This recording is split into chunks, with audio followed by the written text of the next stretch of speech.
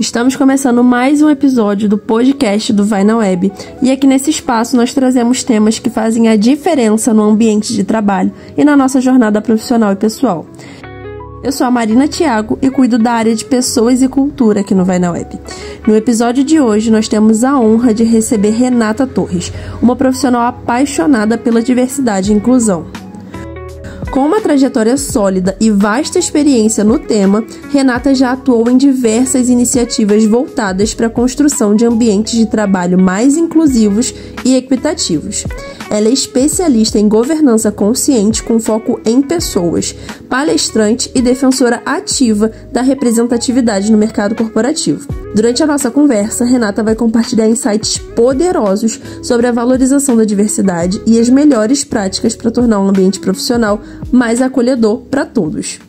E para começar, eu gostaria de alinhar alguns conceitos, né? Quando nós falamos de diversidade, do que exatamente a gente está falando? Por que isso é tão importante dentro das empresas? Quando a gente fala sobre diversidade, a gente está falando sobre variedade, sobre as muitas maneiras pelas quais as pessoas podem diferir uma das outras, seja a partir, por exemplo, de suas características físicas, ou também sobre suas experiências, né, sua visão de mundo, um conjunto de características que tornam uma pessoa única. E eu gosto muito de fazer uma analogia da diversidade com a imagem de um iceberg, né? O iceberg, ele tem uma parte que é visível, que fica ali na superfície, né, que a gente consegue ver, mas tem uma parte muito mais profunda, né, maior, escondida, que é essa parte invisível. Então, da mesma forma, a diversidade ela tem características que compõem diferenças visíveis, por exemplo, gênero, raça, etnia, se a pessoa tem algum tipo de deficiência, se a pessoa, características físicas em relação a peso, né, uma pessoa mais magra, uma pessoa mais gorda, idade, se ela aparenta, né, ser uma pessoa mais jovem, uma pessoa mais velha. Essas são diferenças ali visíveis. E tem também uma série de diferenças invisíveis, características que a gente precisa ter uma proximidade maior, um conhecimento maior da pessoa para conseguir identificar. Então, questões como cultura, origem social, de onde essa pessoa vem em termos de país ou região, estado civil, questões relacionadas à saúde mental, orientação sexual, né, questões que a gente não consegue identificar ali externamente. E isso mostra o quanto que diversidade é um tema complexo. Agora, por que isso é importante, né? Por que isso é tão crítico, né, falar de diversidade dentro das organizações? Porque quanto mais diverso um grupo, maior vai ser o potencial daquele grupo de inovar, de discutir ideias sobre diferentes aspectos, diferentes perspectivas, né? Vai ter ali uma riqueza maior em termos de soluções. Então, quanto um mundo tão complexo que a gente tem hoje, com problemas cada vez mais complexos, quanto mais diverso for o grupo, maior a chance de soluções inovadoras serem criadas para endereçar esses problemas. E a gente sabe que, além de valorizar a diversidade, a gente também precisa garantir a inclusão. Quais são os desafios mais comuns que as empresas e os profissionais enfrentam nesse processo? Um dos principais desafios para garantir a inclusão é entender que não basta contratar pessoas diversas. A gente ainda vê muitas organizações se equivocando, achando que vão ter, né, um ambiente mais inclusivo apenas pelo fato de estarem contratando diversidade. Isso não é verdade. Então, acho que esse é um dos principais problemas, né, a empresa ter a consciência de que antes de sair contratando pessoas diversas, é necessário fazer ali um trabalho, né, com os times, com as equipes que já estão dentro da organização, equipes que vão receber, por exemplo, pessoas com deficiência, pessoas autistas, pessoas diferentes da grande maioria ali das pessoas que compõem o time atualmente. Alguns outros desafios que existem podem ser caracterizados, por exemplo, pelos vieses inconscientes que ainda se manifestam de forma bastante importante, principalmente ali em processos, né, relevantes, por exemplo, como processos de avaliação de performance, onde não necessariamente o processo se dá a partir de fatos e dados e contribuições efetivas das pessoas, mas através, né, de avaliações mais subjetivas ou enviesadas, através de viés ali de identidade, viés de grupo. Então, acho que isso é algo também importante de se mencionar. Ainda existem muita questão em relação a preconceito.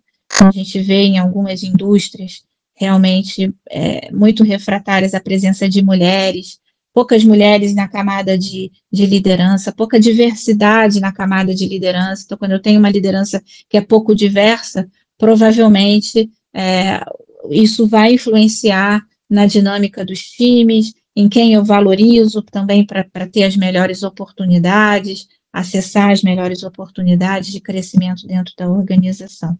Então, acho que os desafios mais comuns que as empresas e de forma geral, né, as organizações enfrentam em relação a esse tema estão relacionadas a vieses, preparação da liderança para tratar do tema da diversidade, abertura, né, da liderança para acolher pessoas diferentes e efetivamente criar espaços seguros para essa diversidade poder contribuir. E agora que a gente entende os desafios, como que as empresas e os colaboradores podem atuar para criar um ambiente mais inclusivo e acolhedor? Existem várias práticas e soluções que podem ser adotadas pelas organizações para que elas se transformem, né, em ambientes mais inclusivos. Acho que uma das mais importantes é que a organização conheça, né, as informações ali a respeito das pessoas em termos da demografia de diversidade, tenha dados, né, que demonstrem ali como que aquele grupo é composto do ponto de vista de diversidade. Por incrível que pareça, tem muitas organizações que não têm noção de quantas mulheres ou de quantas pessoas pretas, quantas pessoas não hétero existem na organização. Então, a primeira prática que eu acho fundamental é ter informação, dados, tanto a respeito da demografia como da experiência que as pessoas da organização têm nesse espaço. Então, ter uma oportunidade de conversar, né, de ouvir as pessoas sobre aquilo que elas têm de maior desafio, do que elas entendem que funciona e principalmente que não funciona dentro das equipes e dentro da organização como um todo, para que, com base nessas informações, a empresa possa ter ali uma visão bem definida do que são os principais desafios que ela enfrenta. A partir disso, assim, possível desenhar um plano de ação mais assertivo de como endereçar essas questões.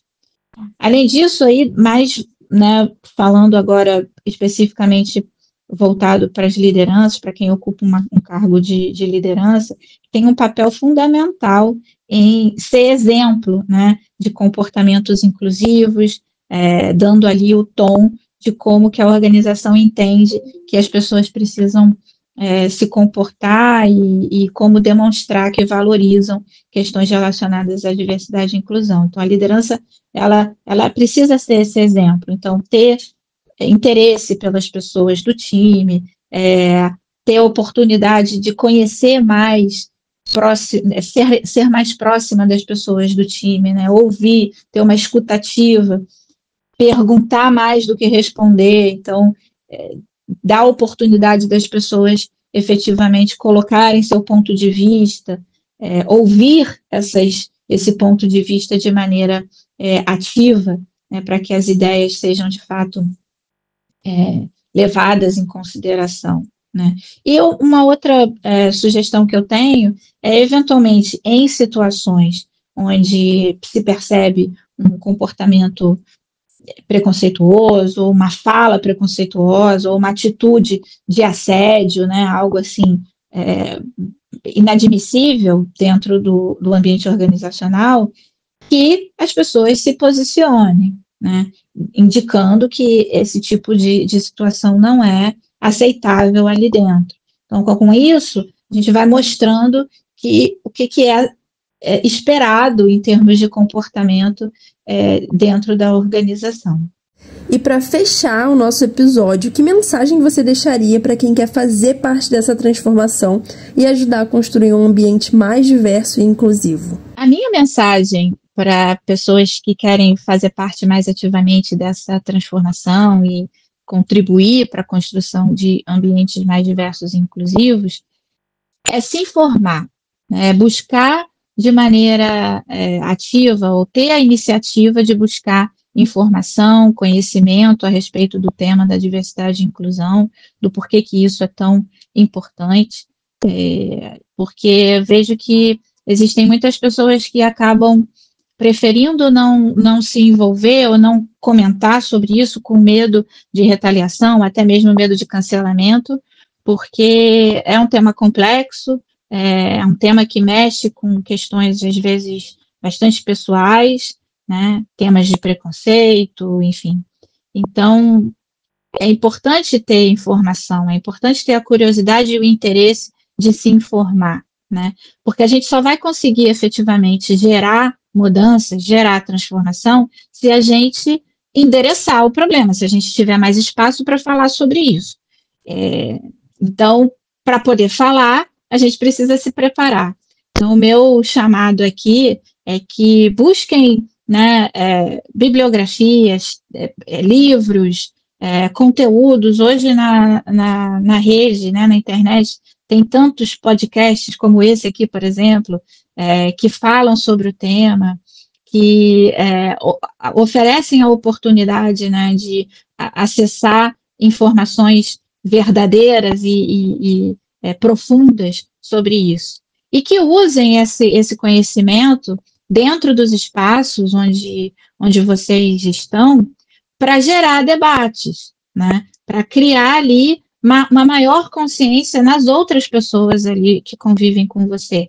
Porque uma vez que a gente se posiciona, a gente vai inspirando, a gente vai trazendo mais gente para esse movimento, né? Criando ali uma contaminação positiva, vamos dizer assim, de que falar de diversidade e inclusão é falar de todos nós, né? É falar de ter oportunidade para todas as pessoas, independente de qualquer uma das características que se possa ter. E que com isso, obviamente, quando a gente cria mais espaço para todas as pessoas, a gente está melhorando a nossa organização, a gente está trazendo mais oportunidades para a nossa organização e, obviamente, para a nossa sociedade, para o nosso país, de uma forma em geral.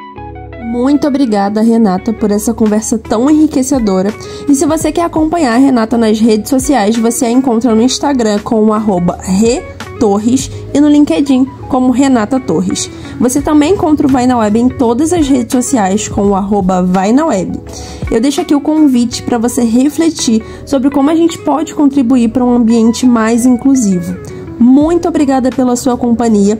Não se esqueça de compartilhar esse episódio com alguém que pode se interessar pelo tema. Eu sou a Marina Thiago e espero você no próximo episódio.